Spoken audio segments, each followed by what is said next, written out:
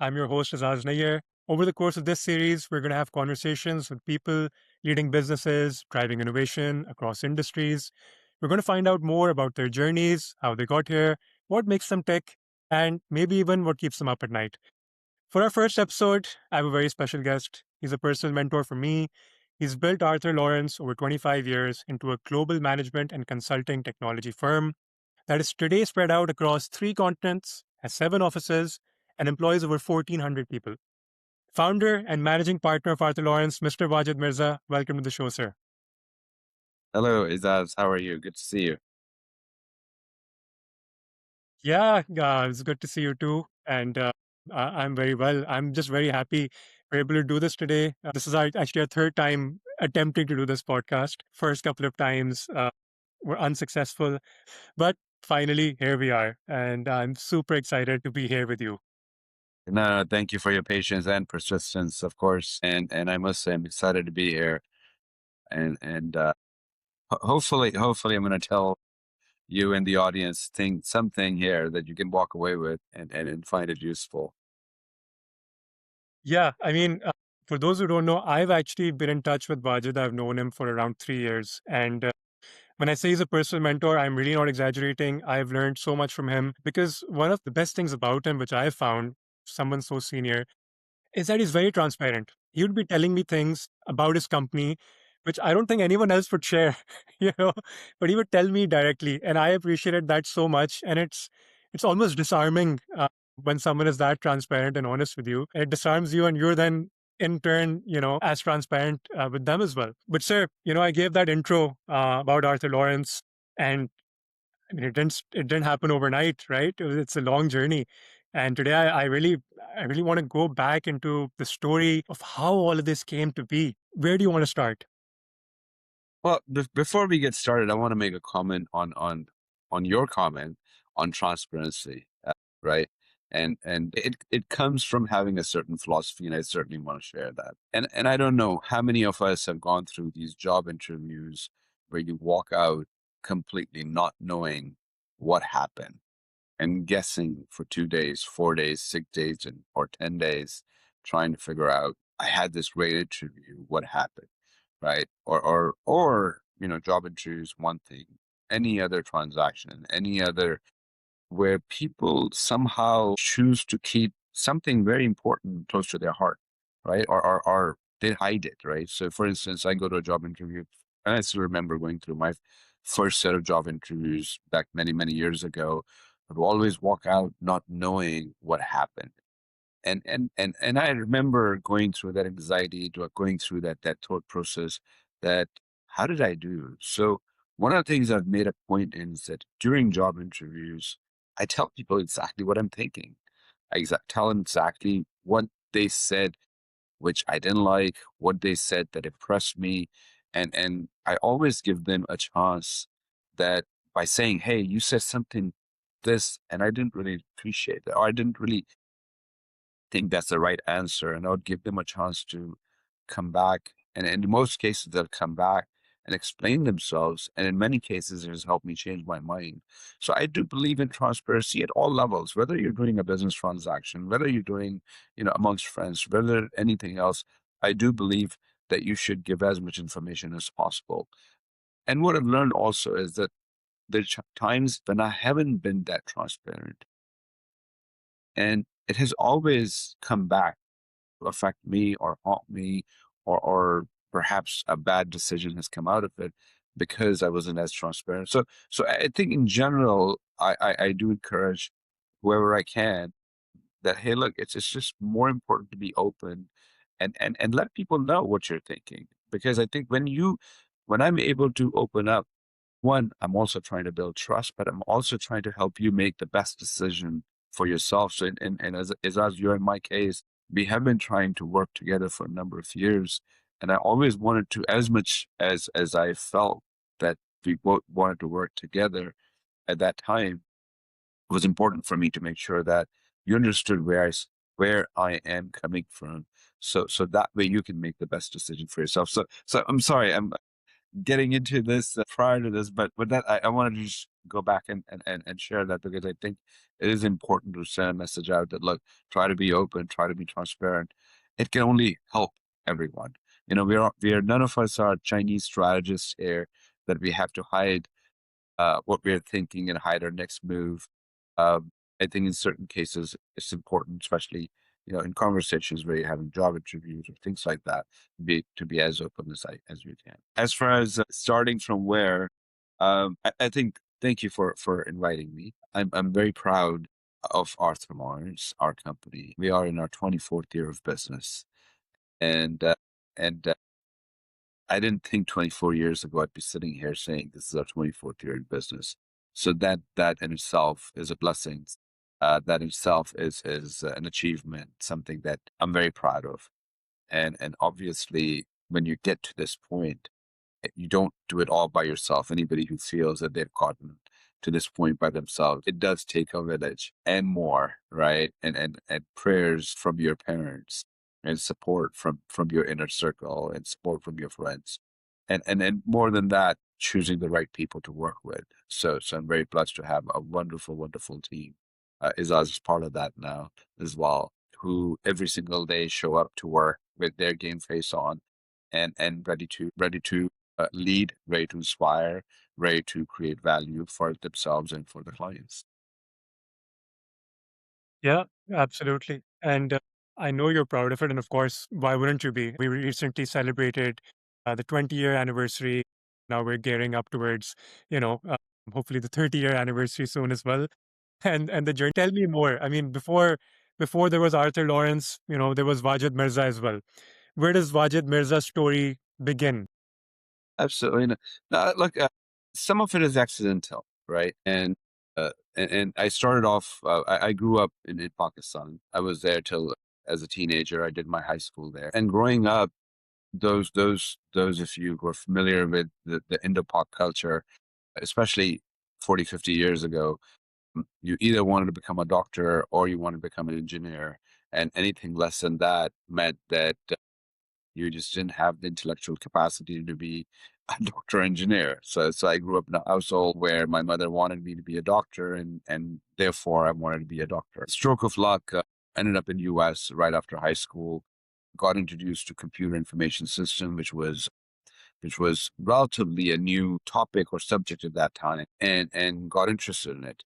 So did my bachelor's, did my actually master's in information system as well, and by stroke of luck ended up in an organization where I took on a sales job.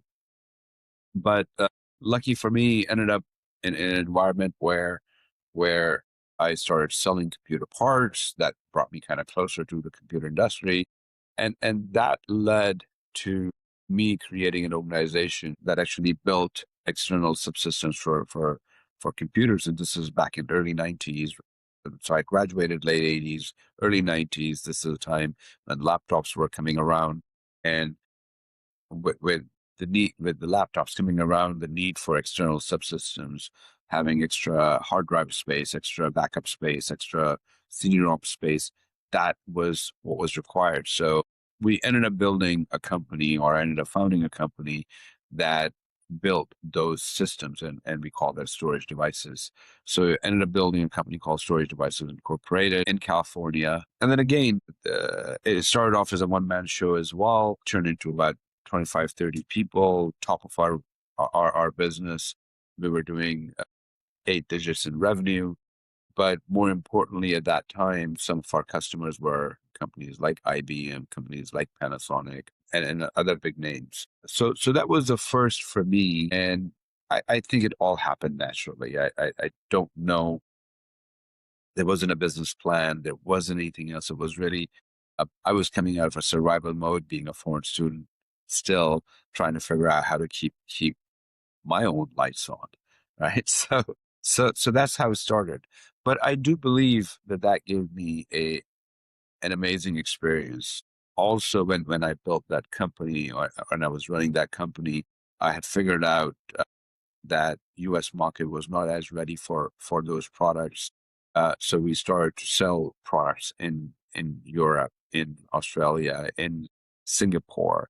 So within the first year, we were able to get about 27 different countries or distributorship in 27 different countries, which now when I look back and I look back at how old I was and how few resources I had back then, this is the time before internet, before emails, that we were able to get, you know, our product out to so many different countries, which at that point it was an anomaly for anyone, small business, to be selling in 25, 30 different countries in Europe or all over the world. So that was a great experience. That experience also, or that company also led us to a point that IBM actually took over and bought our product, bought the technology that we had. We used to have this proprietary card that converted the SCSI port signals to parallel port signals, which was back then a breakthrough technology, and they ended up buying it. So in today's terms, that became an exit, right? And so that's how it started. As I moved on,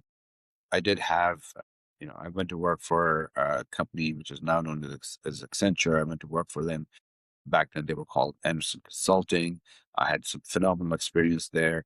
But over there, I started realizing that I felt that the levels that I was working in that organization were too low for me because I had already come from a point where I had built a company, I had dealt with executives, I had done more work.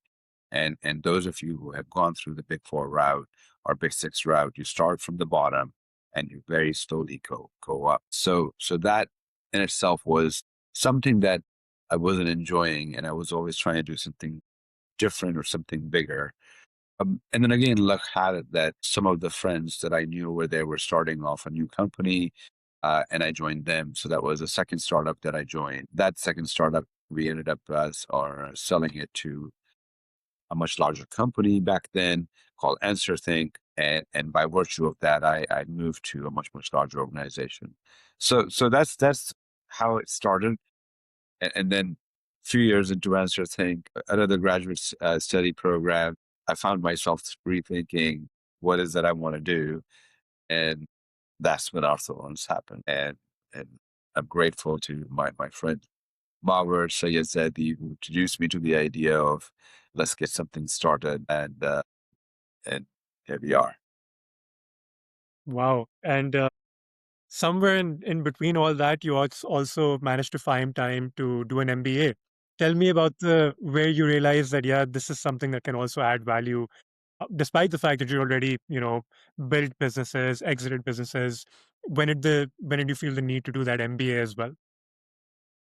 You're touching a sensitive point here. So when I first came to US, because I hadn't planned to come here and study, and the surrounding the people around me, I think I ended up joining a very small school called Cal State Dominguez. That's where I did my first bachelor's. That's where I did my first. I actually went to school for my first MBA over there. I also did a degree in Masters in Information System over there. And those degrees were just, for those of you who understand the foreign student structure, I had to keep on going to school full time so I can keep my visa. So these were the times that I just needed to keep my visa alive. So I kept going to school. And granted, Cal State Dominguez, unfortunately, was not one of the top schools, not even the top 100, probably not even top 200, probably not even the top 300. So it wasn't a school that people chose to go do their MBAs. Fast forward several years later, I ended up in Accenture or consulting, and there I was surrounded by students who had come from just the best schools. And that's when I started realizing that the value of education. And that was the time that I realized that I needed to go back and get what I call a real education, right? So with that mindset, um, I ended up going back to school much later in my career. I was already working for Answer. I think I was already a director at that point, but I decided to go for a join a weekend program at Northwestern University at the Kellogg School of Business, and was spent about 2 years flying into Chicago every other weekend and going to school, Friday, Saturday, Sunday, and then flying back either to California or to Texas. So it was tiring 2 years, but worth every single penny. and it was an expensive program. I paid cash from my pocket. No student loans were available, but to this day, anybody who asks me if they should go back to school, I say, look, no matter how old you are, you need to go back. I went back to school when I was in my late 30s. So I always tell people, go back to school. It's the best investment. And for me, I came out of that school. I had spent over $100,000 in education. That 110,000. I think I came out in my first contract that I got for 3, 4 months, paid the entire the entire amount of it. So I tell people that, look, make the investment and it will pay back one way or the other. And you don't even know. I didn't know it would happen to me. I thought I'll just get a job, but I got a 4 month contract that paid me a lot of money. Right. And I think the big reason was that people recognized that I had a good MBA. I think that was definitely part of my identity. And years later, 20 plus years later, still part of my identity. So I do believe that was a good investment. A lot of people around me at that point told me not to do it. They thought it was a waste of money, but I do believe that was the best decision.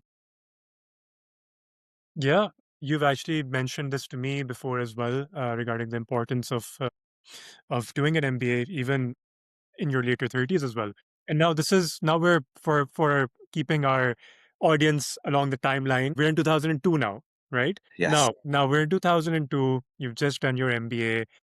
What happens now? You're spent all this money as well. You've got the degree. What happens now?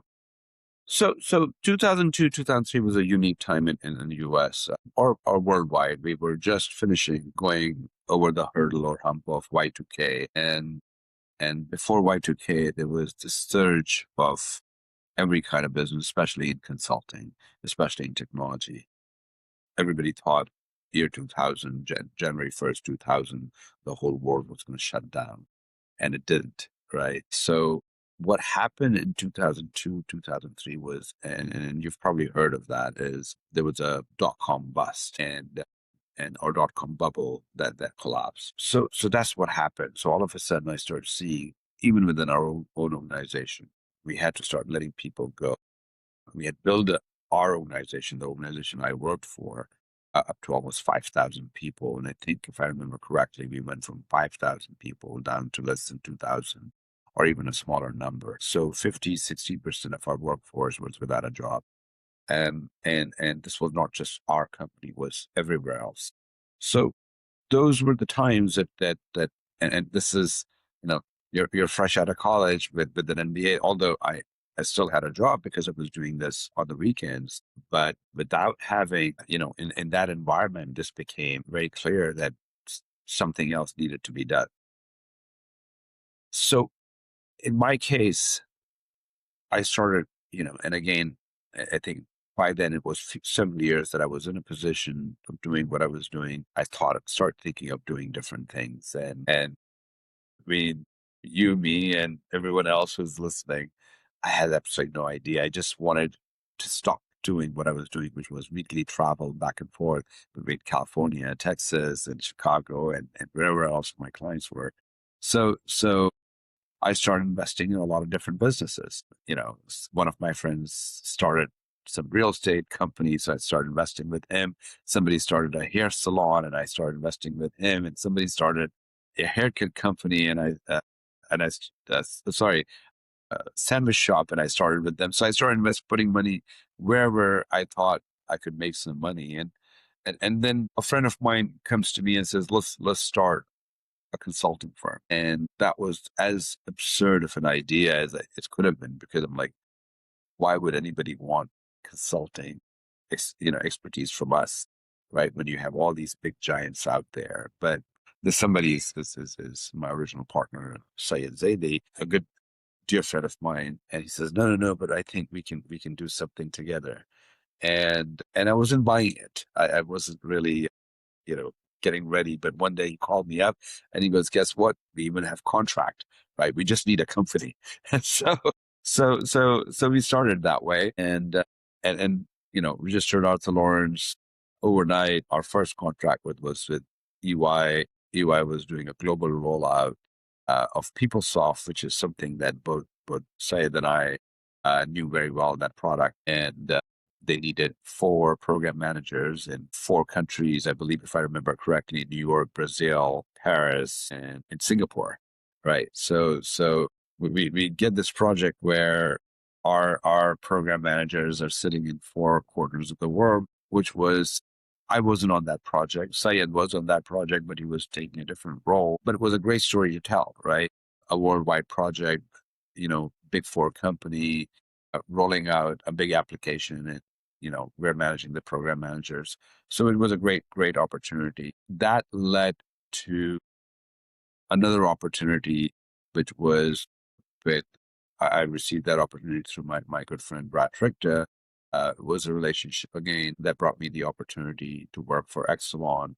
And Exelon, this is a company, utility company in Midwest. They were embarking on a growth strategy. So I became part of the finance team and started working there. And that was the next project that we won. And that is what the beginning of Arthur Lawrence, or that's where the genesis is of Arthur Lawrence. And slowly putting in people at EY, more and more people at EY, more and more people at Exelon. At one point, before we knew it, we had about 30, 40 people working, 5 million in revenue, and you know, we found ourselves having a company, right? So no strategy, but I would say the one thing, and again, reflecting back on it, the one thing that we did is that when the opportunity came, we did second guess. We went after it. So although, unlike, there was no epiphany that one day you get up and says, look, I want to do something amazing in life. I have a great idea. I want to start a company. It wasn't like that. But what was that the moment every single time, and that has been the history of Arthur Lawrence and me, that any time we've seen any opportunity, okay, we have gone through, do the due diligence, and if it fits our core values, if it fits our business model, if it fits our vision, that we'll go after it. We at that point we don't second guess ourselves, and in many times we make mistakes, but in many times we've been very successful as well. That is an amazing story. And I mean, it's not that you got those clients overnight. It's the decades that went into working on the different projects that gave you that expertise ultimately that got you that project ultimately, right? It's honestly a fantastic story. And I was honestly going to ask as well how you got your first client. I'm glad you already shared that story. So now we have the clients in the US, but now today Arthur Lawrence is in, it has 7 different offices across 3 continents. What was the first global expansion that kind of happened, and how did it happen?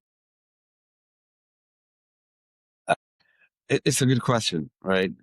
So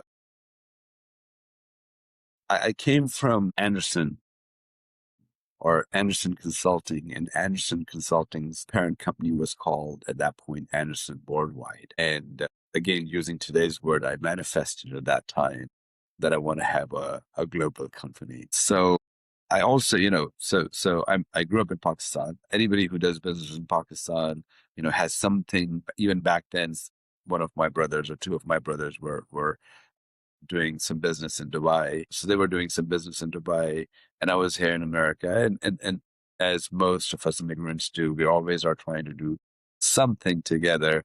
So we already had some business, which was between US, Pakistan, Middle East. So it was worldwide already, at least in my low imagination. But that was outside of Arthur Lawrence. The first project we got, it was introduced to us by a gentleman named Jay Ladwa. I have a great respect for him, dear friend to me still today, 20 plus years later. So Jay Ladwa came with the proposition that, hey, why don't we start doing some things in London? And Jay was based out of London. So I think very soon after we started Arthur Lawrence, we opened up our first office in London, United Kingdom. And the moment I had the second office, I went ahead and added worldwide to Arthur Lawrence. So I started calling Arthur Lawrence worldwide right away. But that's how it started. But in reality, it took us a few years to start really expanding. And one of the first engagements outside of US we had was with British Petroleum, BP at that time. So that was back in 2006. And then subsequently, we also started a project at Bupa, which was an insurance company. We had a couple of small engagements with Mercedes-Benz. We had a couple of small engagements with BMW. So within a span of a very short time, within a matter of about a year, we had about good 14, 15 clients with projects anywhere from £50,000 to several £100,000. And that's how we started our expansion. So it was not just in UK. The office that we registered that was based out of London, but we started doing work in very much all of the Western European countries, and at one point to Eastern Europe and also in Africa. So that all started in 2006. Wow. So now we're really talking global expansion. And I know that you've mentioned earlier as well that when you were consulting yourself, you always dreamt of having a global footprint. And for a kid coming from Pakistan who dreamed of one day kind of being global, now you were there. You were. It's a great story, and I mean we're just a few years into the business at this point, right? Yes, yes. This was between third and fourth year of our business. Yes. And what a thrilling time. And I know that Pakistan also did feature back into the picture for Arthur Lawrence as well. How did that come about? So this happened more in 2008. So there was a hiatus for me from late 1990s to almost 2008. I didn't visit Pakistan at all. And then when I went back in 2008, to my surprise, Pakistan was completely changed, right? And in my own family, I started seeing the kids who I left as kids or were born after I had left Pakistan, coming out speaking this perfect English, and they knew more about. And this is obviously this by this time you had internet has already taken over, and Facebook was just starting. So, every kid that you met, they knew anything and everything about any Western countries, movies, whatever have you. And that's when I started realizing that, my God, there is this amazing talent that's sitting there. And I remember talking to one of my nephews at that time, and he was working for some company in US already as a virtual assistant and getting paid about $150 a month, something of that nature. And of course, coming from US, coming from the IT background, where your average employee costs you $8,000 to $10,000, looking at someone who speaks perfect English, can very well speak to anybody at $150 sounded too good to be true. So that's when we started thinking that an expansion into Pakistan would be good. But there was more to it, right? And more to it was that we also start recognizing, or I started also recognizing that, look, it can really change lives of the people back there. So the same nephew who was earning about $150, I think I offered him a package which was double his salary or close to triple his salary. And it was big money for him, especially for a young kid over there. And it was hardly anything for me. And that's where I started thinking that, can I use Pakistan as a strategic advantage? One, helping Pakistani resources to help in US.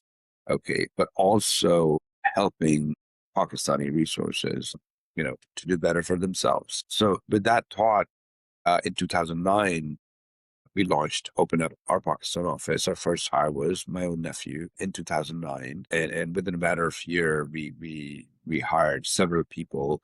We decided to hire a full-time accountant over there. And then that accountant hired another accountant for himself. We started hiring recruiters over there. We started hiring our technology people there. We just started growing that practice or that office pretty quickly because the cost was so fractional. Before that, although the company was growing, I was still doing everything myself, right? I was still the accountant on the weekend, and I was still the payroll guy running the payroll on the weekend. But that kind of gave me an opportunity to start, giving away or delegating my work to someone else, so I can start focusing more on my own business, which is how it started. And also, this was not a novel idea at that time. There were a lot of people doing this, but I would say for Pakistanis, there were not too many companies who were doing it back then, right? And in recruiting business, we were the first people who started to do that. So I consider ourselves the pioneers in technology recruiting. We at present we have close to 80 recruiters working in Pakistan. Back then, it was, there were not too many companies who were doing this. A few years later, we started doing back office accounting, finance and accounting. And that was also something that I believe we were one of the first people, if not the first company to start a back office accounting company in Pakistan. Wow. So again, I mean, it seems today in today's world, you might think that it seems widespread. So we kind of forget that at one point there were pioneers there. There were people who started this wave before it became, what it is today. And you mentioned talent. And I just like to focus on that a little bit because I know how much talent the word means to you beyond just someone who's providing a service. I know you genuinely do care about the well-being of people, trying to uplift people. I've seen that upfront very closely myself as well. Tell me about that concept of uplifting talent and seeing that talent as part of a community as well. You know, how many times you've heard in companies when they talk about themselves and saying people first, right? Or people are the biggest assets. And I do believe that people, when companies put that in their agenda, when companies put that in their vision statements or mission statements, that they mean it. However, I also see that a lot of people use, especially here in America, and I've worked with some of the largest companies, either directly or indirectly. Although people talk about talent, but they don't really value it as much as they should. And then I've also worked for companies that actually do value their people. And you could see the difference in those companies. You could see the difference in temperament of those, or the difference in the culture between those two companies. The ones who really value their people, ones who really value their talent, and ones that they don't.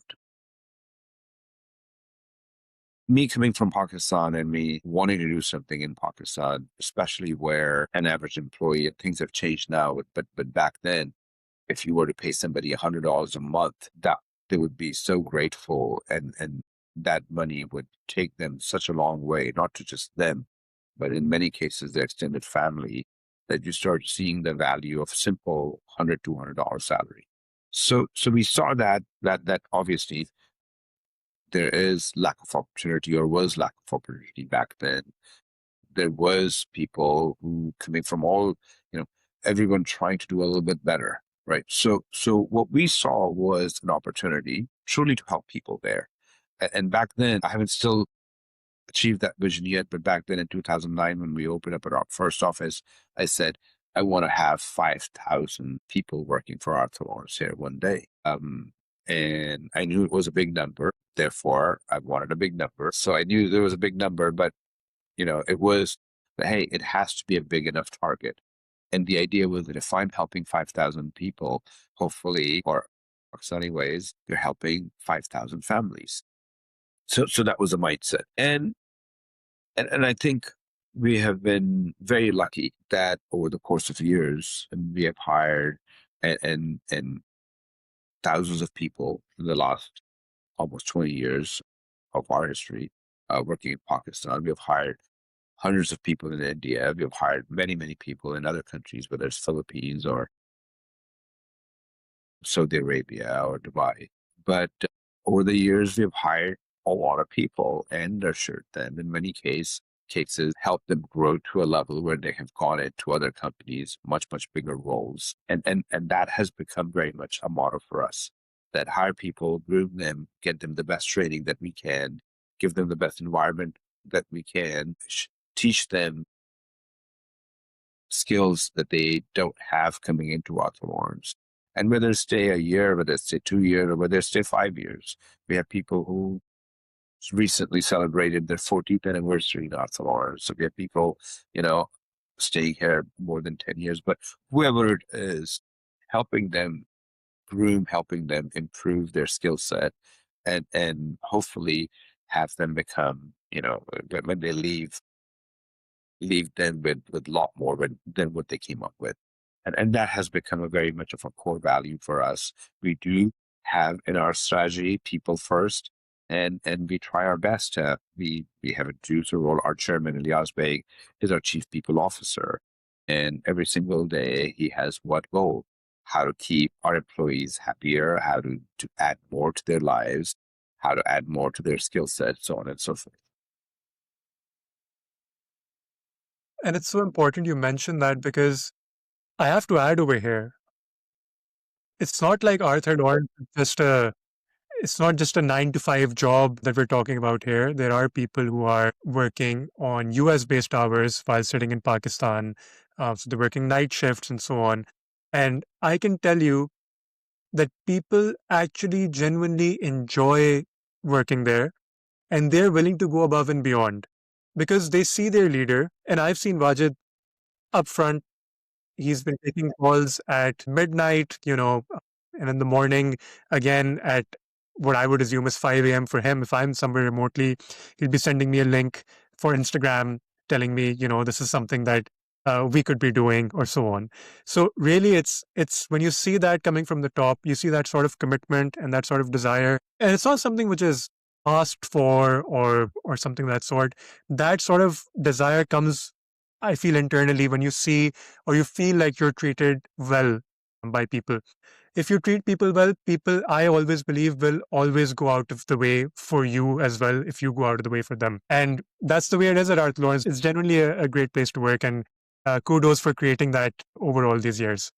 No, no, thank you. And again, look, it I'm sitting here in America, right? So it would be wrong of me to take that credit.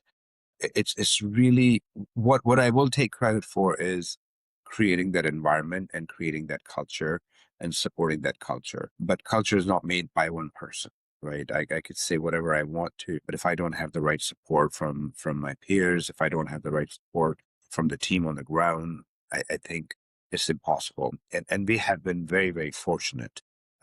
People ask me my experience working offshore, and I always tell them, look, it's fantastic. Yes, we've had issues, and we have issues every now and then. But I could say for every one issue, we have hundreds of good other good stories because we are able to get to a point where everybody contributes to that culture. We contribute to this environment, which is welcoming, where people come in and work and enjoy. The most boring days are the weekends because I'm not at work. Right. I can't wait to get back to work. I can't wait to be engaged with the people because that's what gives me a lot of energy. And I think it's like that for everyone, or for most people, I would say. And again, that's an environment that's created, again, not by one person, but the entire community. Yeah, absolutely. And on that note, because like you said, you have to hire the right people and then they take it forward and help to add on to that culture that you're hoping to create. Are there some sort of principles that you've picked up, or there's a lot of people who say we can tell how if this person is worth hiring in 30 seconds, or there's different philosophies out there. Do you have a certain philosophy when it comes to hiring people, hiring talent? Yes, we do. So we have few programs. I wouldn't say that we have one set of rules, but we have few programs right now that sort of interplay into our hiring process. And if I were to ask my HR people, they probably have a very specific program. But as someone who is far removed from day-to-day activities of hiring, I'll tell you a few things.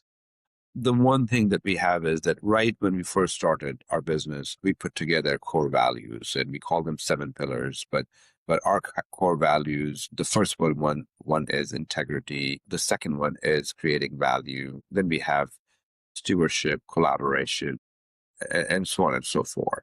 One of them is best people. One of them is best companies. But those core values are something that we actually stick with, right? We do work. Integrity is number one in our business. It's anybody without integrity cannot stay a day in Arthur Lawrence, no matter what an amazing resource he or she may be, right? Collaboration with employees, with each other, collaboration with the clients, creating value. These are some of the things that are in our DNA, and during our interview process, we look for those. But we have something else in our Artmos as well. And we created that program almost 15 years ago, which is called the Soul of Arthur Lawrence. And the Soul of Arthur Lawrence, a lot of people ask, was where do you get the name from? It was there a person named Arthur Lawrence or something. But Arthur Lawrence actually is made out of King Arthur and Lawrence of Arabia. That's the genesis of the name. And so therefore there's not a person. But we created this program called the Soul of Arthur Lawrence. And the idea was that if Arthur Lawrence was a person, what would that person be like? And the first time when we were creating this program, I believe we had over 40 some attributes: integrity, professionalism, someone who's very helping, somebody who's very smart, somebody who is very charismatic, somebody who's very professional, somebody who's trustworthy, somebody who helps people. We created these persona, and we said, look, this is what a true Arthur Lawrence employee should look like. And we took that into our hiring mechanism. And we said, so when we do have interviews, one of the things that we do is we assess people not just on their technical skills or sales skills or something else, or very, very specific attributes about the professional, but we also are looking at everything else. So today we have people, we just, earlier today I attended a new joiners program, and in there I had a human rights activist who's part of our team. I had someone who's a journalist, right? Somebody who's, enjoys hiking, somebody, entrepreneurs, people who are, writing documentaries, people are doing a lot of different things. So this is all the stuff that they're doing on the side while they're with Arthur Lawrence. And that's not the first time. Like almost all our new hire programs, every single time I talk to them, I'm just amazed at how talented people are, and how smart they are, and how many different things that they're doing outside of their, proverbial 9 to 5 job. So I think kudos to our HR team for identifying such amazing candidates. And obviously every time someone like that joins a team, they bring in value to us, which and contribute to the culture in a very, very positive way that we appreciate and are benefiting from it. Absolutely. And I couldn't help but think when you mentioned the 40 attributes that you took to create the personas, I couldn't help but think of AI today because back then someone was actually brainstorming and coming up with those names and lists and probably debating them, putting them down in a presentation. And today, Claude could probably do that for you within a few minutes. How do you think AI coming in over these last few years is reshaping the landscape? I know you've been a consultant for a long part of your career as well. How do you think AI is impacting consulting, recruitment, the entire landscape? If you were to talk to some analysts, and I hear them all the time, that, oh my God, AI is coming and everything is going to be changed. And I think it's true, right? A lot of things are going to be changed. But would the world operate in a different environment or different model? I like to believe that AI is going to be just another tool, which is help us in a lot of different ways, make us a lot us more efficient, open up opportunities, open up doors that were not open before. But fundamentally, I do believe that human intelligence, human beings will still control everything and will still be in control and will be the ultimate benefactor of everything that's happening. And when I say human beings, I'm not talking about one or two individuals. I'm talking about humanity in general. So as everyone else, I use Claude and ChatGPT and many other tools. And I use them to take advantage of them, right? And I use them to help me get my work done quicker. I help them to find things that otherwise would take me days or months to find, and I can find that in a matter of minutes. But at the same time, I still have to use my intelligence to make sure how to put that, how to present that, and how to utilize that. So I do believe that, yeah, that artificial intelligence is a key, right? But I also go back and I think about this, and people often ask me that, hey, look, are we not going to have any jobs anymore? And I sit down and I look at it and I said, look, you know, go back to the 17th century or 18th century, when we had the Industrial Revolution, right? And it's hard to track how many people were working in America or worldwide back in 1776. But if you go back just last 100 years and go back and look at people working employed relative to the population, you would see that that number has stayed pretty consistent, and in some cases has actually increased. That means that there are more people working today as a percentage of the overall population today than they were any time in the history before. And that statement is true for every decade. If you go back over 100 years, and again, not a whole lot of information is available from before that, but that information, the documented information, is that people are, constantly working. That means that no matter what new technologies have come in, right? And we've had new technologies, Industrial Revolution was in 1776. We had other revolutions who've come in. And what every new technology has done is basically help people become more efficient, right? You do things a lot more differently today than you did before, right? But the the activities still continue, right? You still have to get certain things done. So I believe, and I may be too naive to say that or stupid, but I believe that next decades and the next decades and the next decades, that fear that somehow people think that, oh my God, AI is going to take over our lives, or oh my God, AI is going to take my job. In my opinion, it's a wrong way to think. I think what we need to do is master AI so we can improve our own skill set. Instead of being a victim of AI, why can't we be someone who is utilizing AI to our advantage, and doing more with it, whether it's at work, whether it's at in your personal life. And so I do believe that, and you know, users like us, we're an average user, right? We use them to do different researches. We use them for different questions and answers, probably like encyclopedia or something. But what I do see is that it's going to help me improve my life, do things a lot quicker. Do I think at some point I fear, there are articles out there, the first jobs people are going to lose is a CEO job. And I've never picked up that article. And hopefully there's something different written in it. But the title, in my opinion, is stupid, right? Anybody who thinks that a company can run without a leader, with a machine, right? And like I said, I hope that that's not what's written inside. That's just a title. But no company can run without a CEO. Can we perform robotic surgeries? Absolutely. But does that mean that we would not need surgeons? We would not need researchers? I think that's absurd. And I could tell you this, I don't mind next time I have to go, God forbid, under a knife. I wouldn't mind robot doing it for me, because I'm sure that at that point the robot is trained enough. But at the same time, right, I would want it to be just a robot in the room. I had health hitch would want, a surgeon supervising it.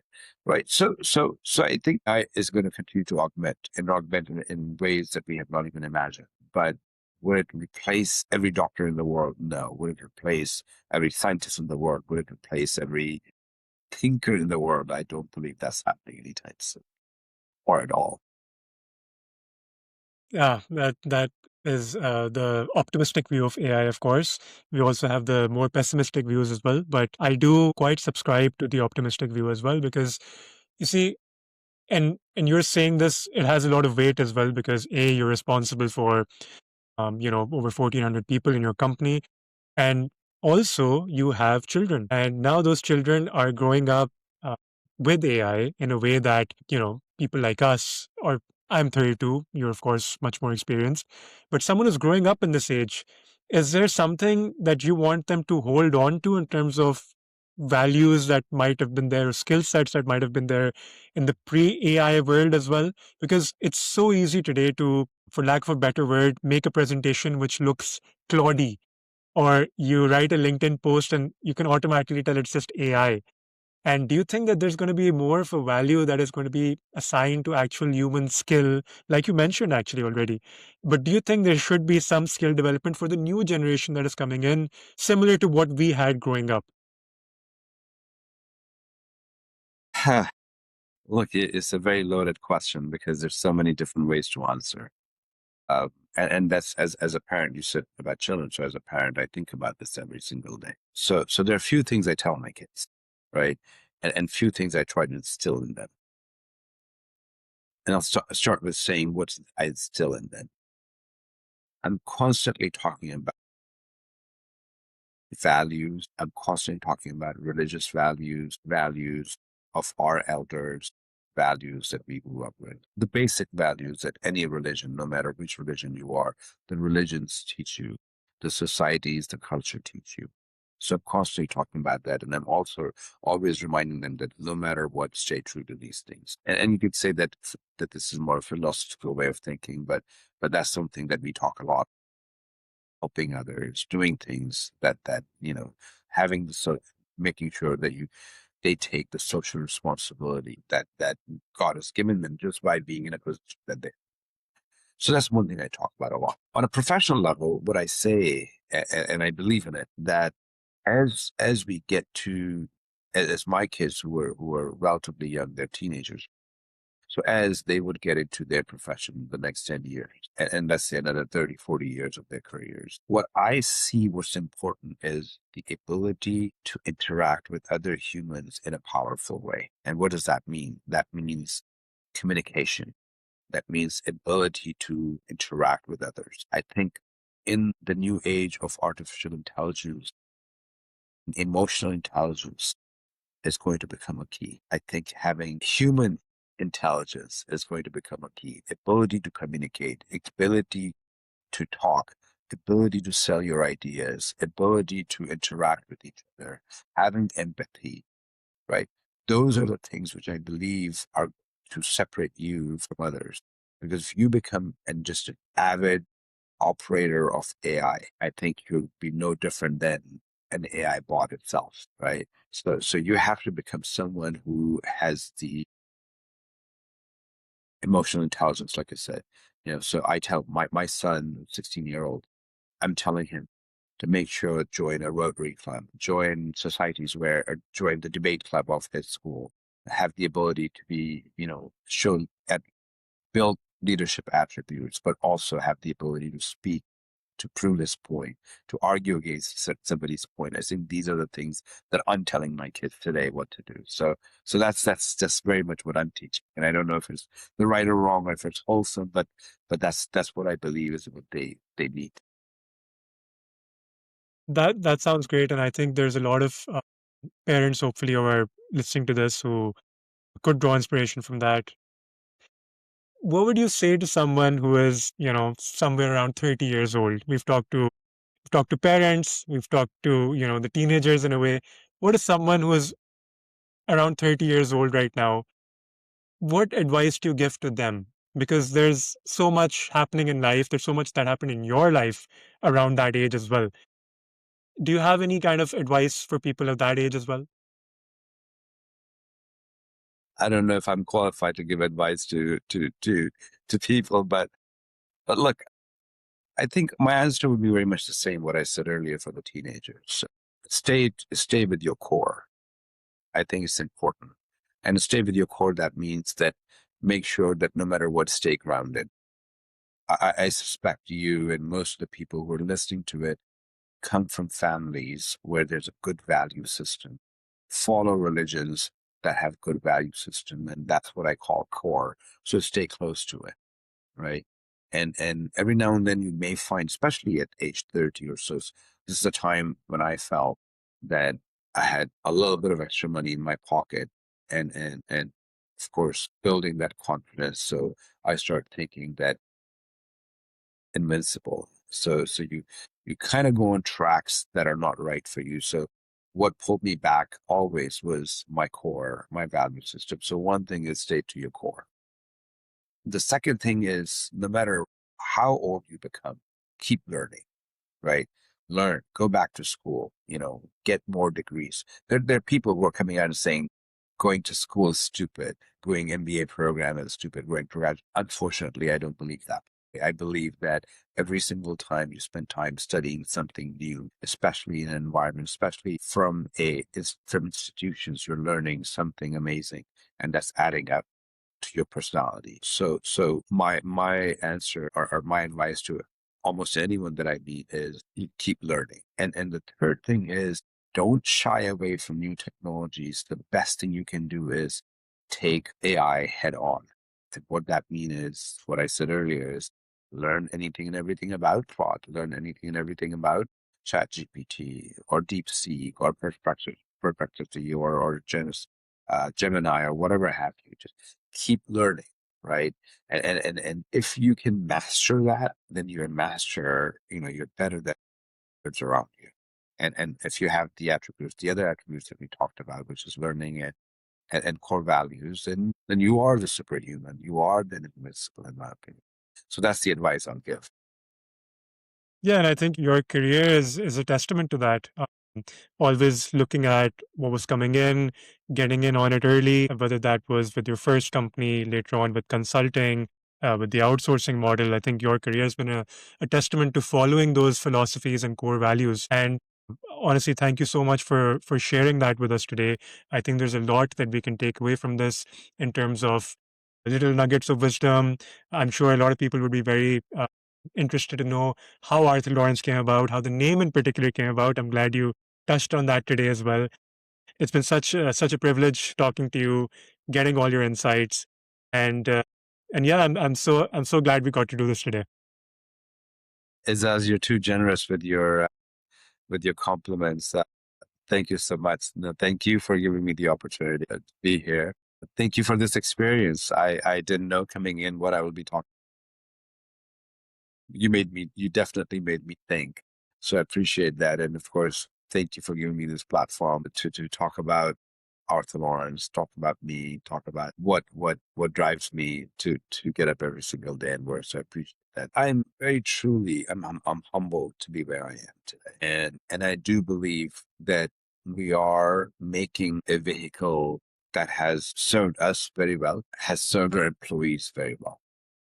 And if there is one hope that I have is that I like to see this continue and continue in a shape or form where we continue to make meaningful differences in other people's lives, where we continue to provide employment and opportunities, where we continue to teach people something. And in the process, of course, create financial stability for ourselves, for employees, for our partners, for our customers, right? So what I'm speaking is in a very broad way, but Arthorns is a company now which has a technology division, and we have multiple services within technology.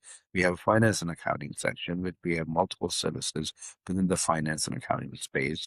And in healthcare, where we continue to grow every single day with different products and services. And what shape and form Arthur may take over the next 25 years, if we survive that long, or the next 50 years, if we survive that long, it's hard for me to predict. But what I do hope that system, which is of improving lives, right? And our other value systems, which are about integrity and collaboration and creating value. I think all of those stay intact. And whichever management team, whichever ownership team is taking this thing forward, okay, continue to keep those value systems around and continue to help people. And that's what I hope for Arthur wants to be. Well, we hope the same, and we wish both you and Arthur Lawrence all the best. Thank you once again for being on Everything Talent, sir. It's been a pleasure. Thank you, Azaz. Take care.